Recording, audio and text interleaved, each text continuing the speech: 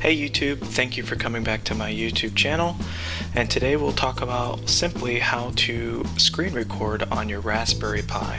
First you'll want to launch your terminal window, and for this demonstration we'll be installing SimpleScreenRecorder. So if you type in sudo apt-get install SimpleScreenRecorder and click enter. I already have it installed, so it's telling me I already have the newest version.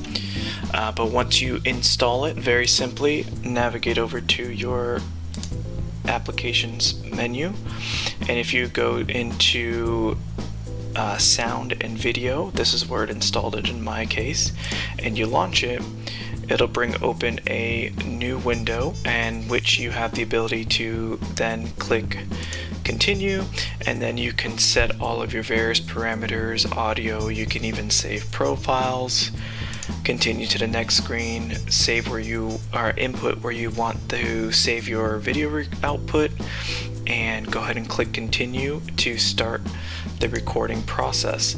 Now in my case I'm already recording a video, so I'm not going to launch another one, but you would just simply select start recording. After video recording has started, if you click down on the navigation bar, the icon that now appears to be in red, it'll actually hide or show the current recording that is going on in your computer or in your Raspberry Pi. And once you're completed, you just pause or save recording. In my case I like to click pause because I don't continue to record after, and then I save the output, and then from there I bring it into my video editing software on my MacBook Pro. And that's it. Thank you so much for watching my video. Have a great day.